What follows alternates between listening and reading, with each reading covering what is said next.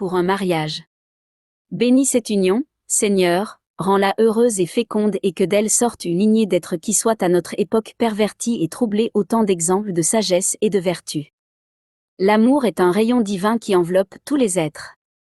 Partout où il pénètre, il illumine la vie et trace aux âmes le chemin des célestes demeures.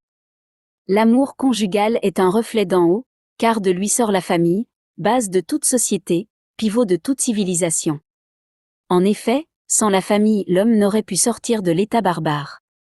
C'est pour abriter sa femme et ses enfants qu'il a construit des huttes, des tentes, enfin des villes.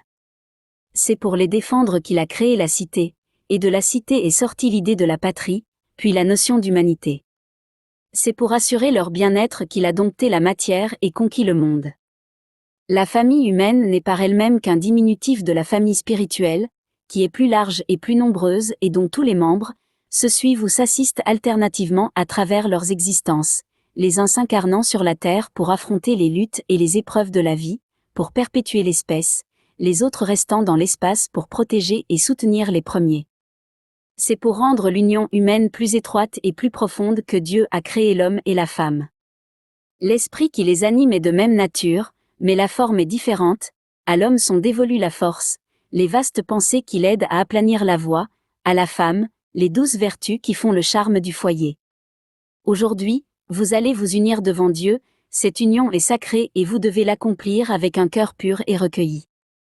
Par ce grand acte vous assurez l'avenir, en attirant des âmes déjà connues et qui veulent recommencer, avec votre aide, le pèlerinage terrestre.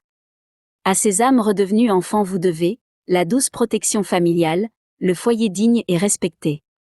Dieu veut que vous soyez unis par le cœur et par esprit, afin de ne plus faire qu'une seule et même pensée. Mettez en commun vos peines, et vos joies, vos rires et vos larmes, appuyez, vous l'un sur l'autre pour parcourir le chemin difficile de l'existence. Votre confiance, votre tendresse mutuelle vous consoleront des épreuves et des soucis. L'homme ne doit cacher aucun repli de son âme à sa compagne, ni celle-ci à son mari. Il faut donc que le mariage soit l'acte le plus grave de votre vie.